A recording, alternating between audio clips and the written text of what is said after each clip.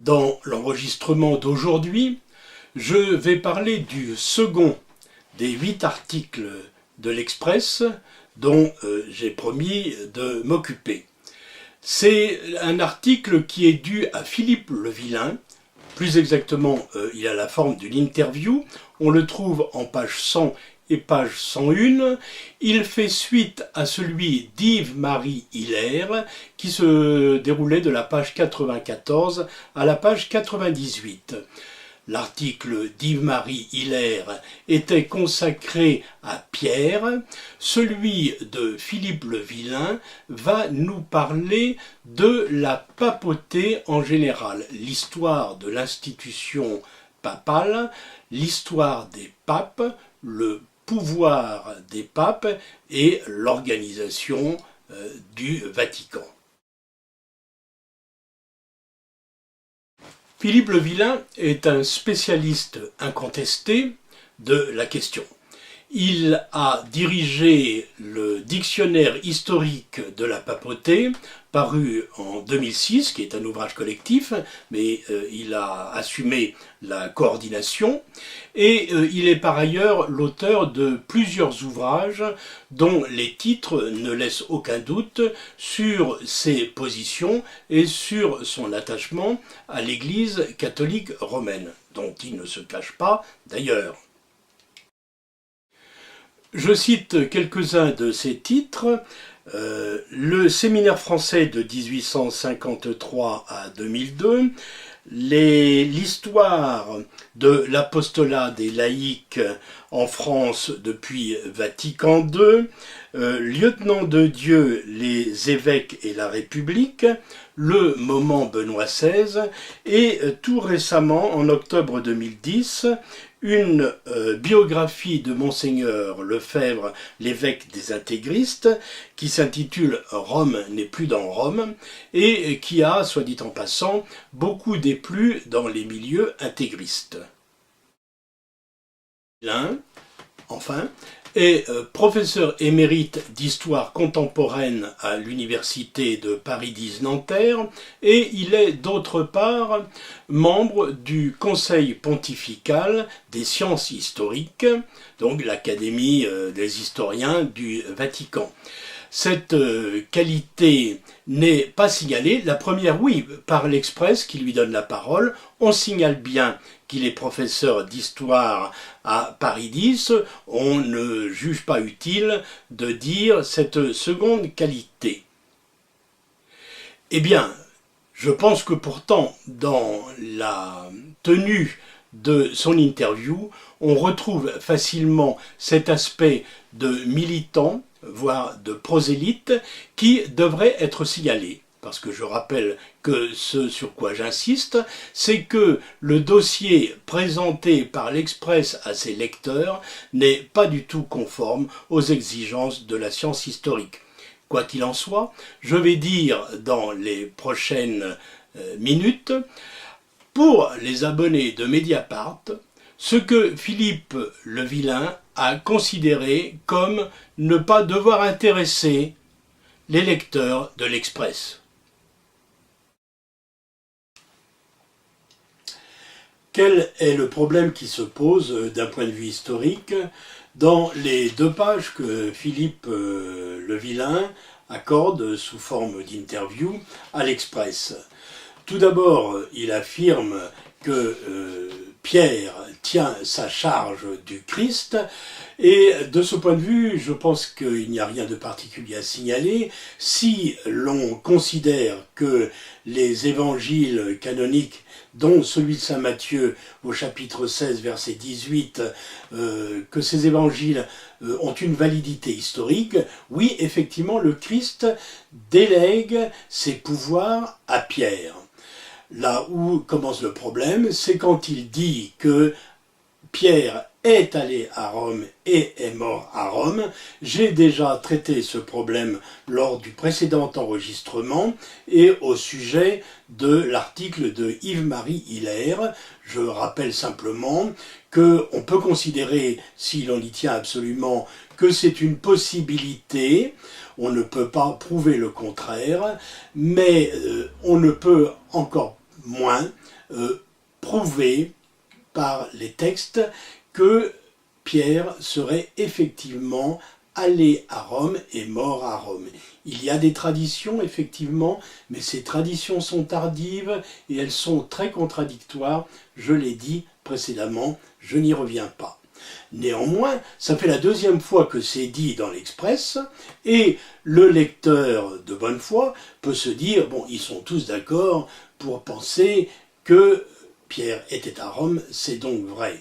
Non, c'est une simplification tout à fait abusive.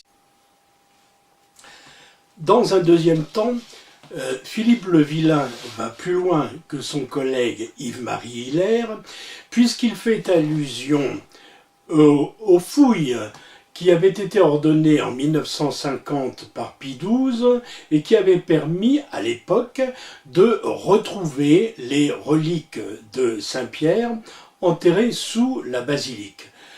Bien entendu, à l'époque, en 1950, ces trouvailles assez extraordinaires avaient été l'objet de controverses et avaient été très contestées par la communauté scientifique des archéologues. Mais ceci est passé par pertes et profits, et aujourd'hui, on invite donc les chefs d'État comme Nicolas Sarkozy en 2007 à venir s'incliner devant les restes de Saint-Pierre. Je peux ajouter d'ailleurs que le 26 juin 2009, pour clôturer l'année Saint-Paul, eh bien, Benoît XVI a cru bon de sortir je ne sais quel rapport pseudo-scientifique établissant qu'on avait également authentifié les restes de Saint-Paul sous la basilique Saint-Paul hors les murs. Donc Philippe le Vilain confirme ce type d'information en écrivant « La basilique Saint-Pierre a été construite au IVe siècle sur ce qu'on croyait être la tombe de Pierre. Or, les fouilles faites par Pie XII ont permis de retrouver le tombeau et d'attester que le premier chef de l'Église avait été enterré à l'aplomb de l'autel pontifical de la basilique. » C'est donc une certitude scientifique, apparemment, pour Philippe le Vilain. Mais le véritable problème, à mon avis, commence quand Philippe le Vilain dit ceci. La primauté est liée à Pierre, il est l'apôtre qui a la primauté sur les 12, tous les papes n'ont cessé de le défendre. C'est là qu'il y a effectivement une véritable difficulté, car cette défense de la primauté de Pierre par les papes est très tardive et l'apparition des papes elle-même est extrêmement tardive. Extrêmement tardive, je veux dire qu'elle est attestée à la fin du IIe siècle, exactement à la même époque que l'attestation de la présence de Pierre à Rome, et elle est attestée par le même auteur, Irénée, dans son livre Contre les hérésies, qui nous donne une longue liste de 13 noms de papes.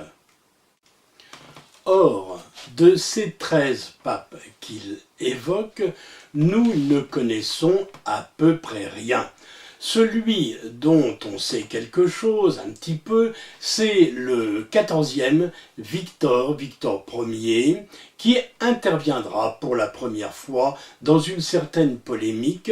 Je fais exception, mais je vais en parler plus loin, de la lettre de Clément de Rome aux Corinthiens, qui est effectivement une intervention d'un successeur de Pierre qui aurait eu lieu de bonne heure puisque ce serait à la fin du 1er siècle, et on sait aussi que Irénée a rencontré un pape quand il était à Rome, le pape qui s'appelait Éleuthère, et sur lequel d'ailleurs finit la liste d'Irénée. Mais dans les sources profanes et même dans les sources chrétiennes, il n'y a aucune trace de personne de ces 13 noms, à l'exception, comme je viens de le dire, de Clément de Rome, et nous allons voir ce que vaut ce texte. Avant d'y venir, il faut souligner combien ce silence est étrange, alors que la littérature des origines du christianisme, la littérature primitive, est extrêmement abondante et qu'elle est extrêmement polémique, puisque tout n'est dans ce milieu du christianisme primitif que controverse. C'est ce qu'on appelle, ce qui a été appelé plus tard, et justement cela commence avec Irénée, les hérésies, c'est-à-dire le docétisme, c'est-à-dire la gnose, l'adoptianisme, le sabellianisme c'est au IIIe siècle, le subordinationnisme, le modalisme, j'en passe encore quelques-unes. Les hérésies sont extrêmement nombreuses. Pierre et ses successeurs ont reçu l'enseignement garanti par Saint Pierre. On pourrait s'attendre à ce qu'ils interviennent. On n'a connaissance d'aucune intervention, on n'a connaissance d'aucune trace de leur existence. Du moins, nous avons cette liste, la liste d'Irénée. Alors, si vous prenez des manuels d'initiation au christianisme, vous risquez de voir que cette liste est confirmée par Eusèbe de Césarée, et nous aurions donc 2 témoignages de cette succession de papes. Eh bien, il aurait été préférable qu'il y en ait une seule. Il y en a 2, effectivement, mais ce n'est pas celle d'Irénée et celle d'Eusèbe de Césarée. Celle d'Eusèbe de Césarée ne fait que la reprendre. Il existe effectivement une autre liste de papes, et le malheur, c'est que ces papes ne sont pas du tout dans le même ordre. Et pour commencer, Clément de Rome, dont je vais parler, se trouve en 2e position après Saint-Pierre.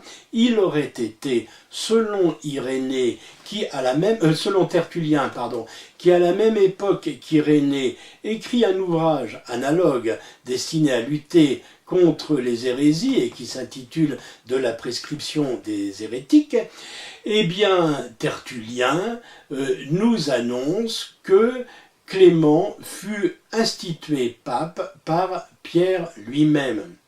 Et le malheur veut que, ultérieurement, des pères de l'Église aussi imposants par leur autorité que Augustin et que plus tard Jérôme, ont confirmé la liste de Tertullien. Nous avons donc 2 listes contradictoires, celle qui est représentée par Hégésippe, Irénée et Eusèbe de Césarée, et puis celle qui est représentée par Tertullien, Saint-Augustin et Jérôme. À propos des 2 listes épiscopales contradictoires, on peut entrer, bien entendu, beaucoup plus dans le détail, et parlant de la première manifestation d'un pape à Rome, c'est-à-dire le document qu'on appelle la lettre de Clément de Rome aux Corinthiens, je vais entrer un tout petit peu dans le détail.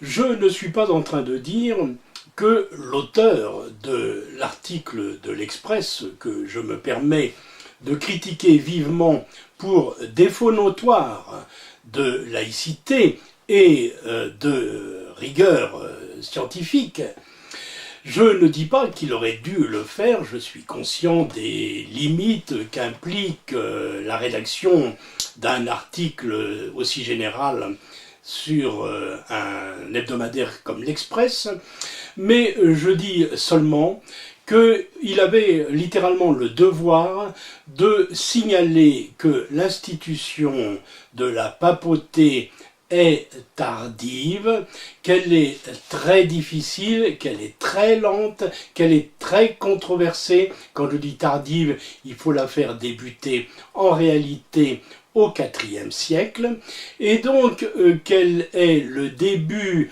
de difficultés entre le christianisme latin et le christianisme byzantin, et que cette question qui est celle de la primauté du pape se pose encore aujourd'hui, et qu'elle est même au cœur des difficultés qui retardent considérablement le dialogue œcuménique entre chrétiens.